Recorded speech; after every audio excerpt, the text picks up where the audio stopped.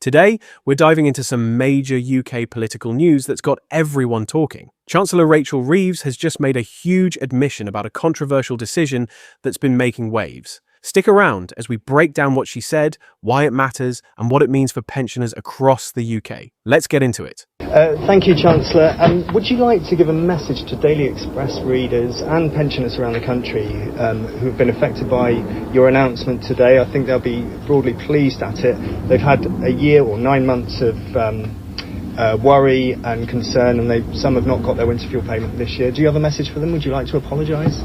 Well, 9 million pensioners this winter will receive winter fuel payment, and they'll receive it on time because of the decision that we've announced today to increase the level of the means test for the winter fuel payment.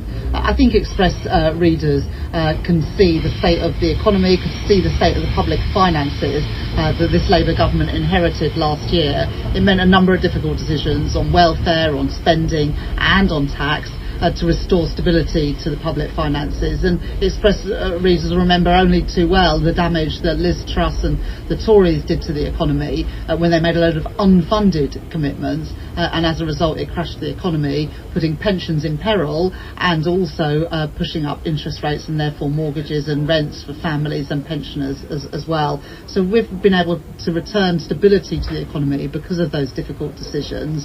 We had strong economic numbers in the first quarter of this year, so we're the fastest growing economy in the G7 at the moment, and as a result, and because we've listened to people's concerns about the level of the means test, we're now able this year to pay the winter fuel payment to 9 million pensioners.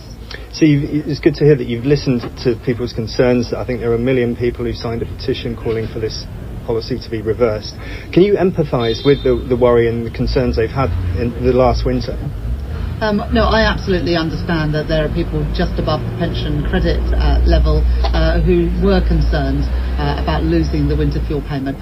We were able to increase the new state pension, the basic state pension, by over £450, up to by £450 in April this year because of our commitment to the triple lock, which is only possible because of the stability that we're returning to the economy.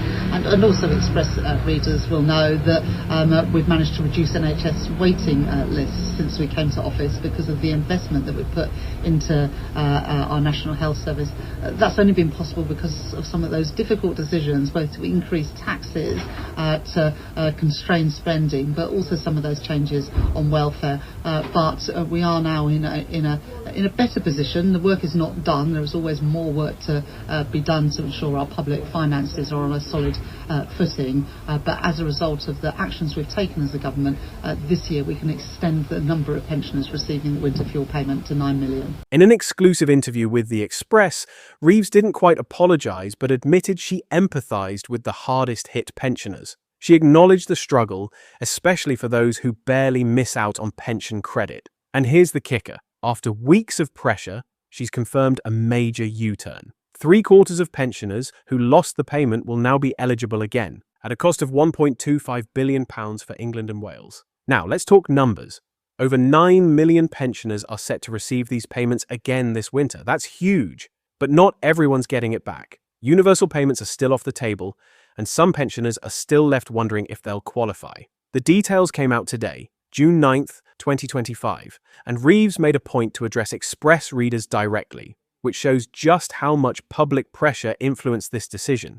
Politically, this has been a mess for Labour. Nigel Farage and Kemi, Badenoch, the opposition leader, have jumped on this, calling out the government for flip-flopping. Badenoch even said Keir Starmer was scrambling to clear up a mess of his own making. Ouch. The Express says this U-turn is a win for their campaign, but it's also a sign Labour's struggling to stick to their guns. So, why does this matter? For one, it shows the power of public campaigns. The Express and pensioners' voices forced a change that'll keep millions warm this winter. But it also raises questions about Labour's decision-making. Was this cut ever a good idea? And what happens next? Reeves says it was a tough but right decision given the financial mess they inherited. But critics argue it's just bad planning. A recent poll shows 40% of voters think this U-turn proves Labour's listening, while 30% see it as weakness. What do you think? Drop your thoughts in the comments below.